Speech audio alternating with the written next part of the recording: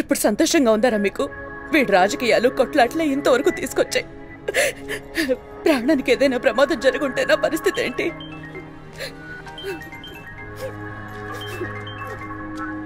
Hello యోగి, ధర్మాన్ని కొట్టించిన వాడిని నేను చూశాను. త్వరగా రా. ఎక్కడున్నాడు?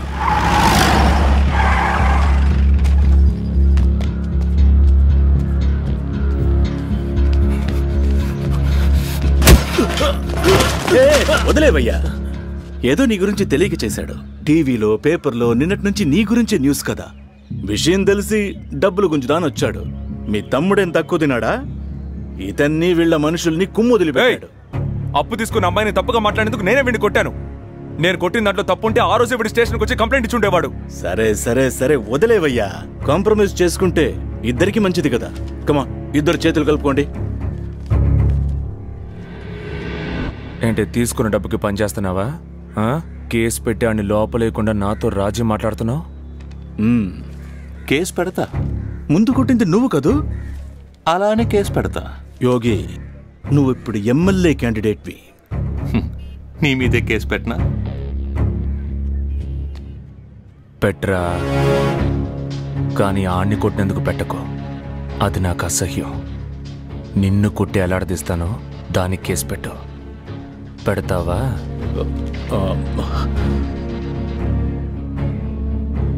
ధర్మకేమైనా అయ్యున్నట్టయితే నువ్వుండేవాడివి కాదు. సారీ ఆంటీ, నన్ను క్షమించండి. నా వల్లే ఈయనకి దెబ్బలు తగిలాయి. మా అక్క కూతురు ట్రీట్మెంట్ కోసం ఒకరి దగ్గర అప్పు తీసుకుని ప్రాబ్లంలో ఇరుక్కున్నాను. అది ఈయనతో చెప్తే మీ నగలు తాకట్టు పెట్టి డబ్బు తీసుకొచ్చి ఇచ్చి 10 మందిని కొట్టి. అయ్యో పర్లేదు, వదిలేయండి. ఇవన్నీ ఎందుకు అమ్మతో చెప్పండి. తీసుకెళ్ళాడని చెప్పు. నువ్వు తీసుకెళ్ళావా?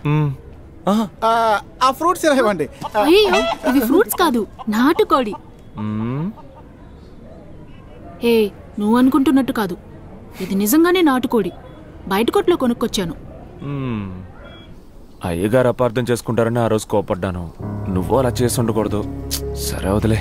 లైఫ్ అంటే ఏంటో తెలియని చిన్నతనంలో మనం ఇలా ప్రత్యర్థులుగా తలపడతామని ఊహించలా. ఇప్పుడే మన చుట్టూ ఉన్న పరిస్థితులు ఏంటో నాకు అర్థం అవుతున్నాయి. నీ దగ్గరున్న ఆధారాల్ని నువ్వు బయట పెట్టకుండా ఉండడానికే ఎమ్మెల్యే సీట్. అది ఎలాగూ గెలవడం కుదరదని తెలిసిన ఎలక్షన్లో. కామెడీ చేయకు రుద్రా. మీ పార్టీ తప్పకుండా గెలవదని అన్ని మీడియాలు చెప్తున్నాయి. అంతేకాకుండా ఎలక్షన్ రిజల్ట్స్ ని తీర్మానించాల్సింది ప్రజలు.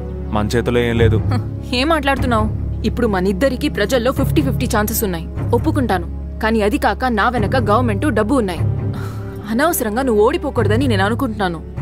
అయ్యగారు నన్ను నమ్మిచ్చారు. తప్పకుండా గెలిచి చూపిస్తాను. నేను వదిలేస్తాను అనుకోవద్దు. నిన్నెవరు వదిలేయమన్నారు? నువ్వెలా గెలవాలో నువ్వు చూసుకో, నేనెలా గెలవాలో నేను చూసుకుంటా.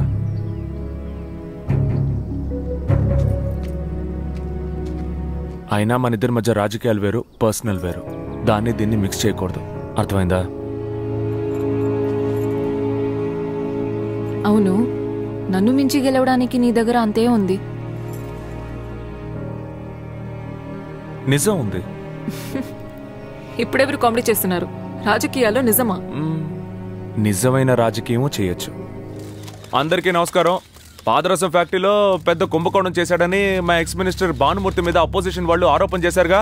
ఏంటి ఇప్పుడు అది నిజం కాదు అంటారు? అంతేగా? పరిపూర్ణంగా నిజం అనే చెప్తున్నాను.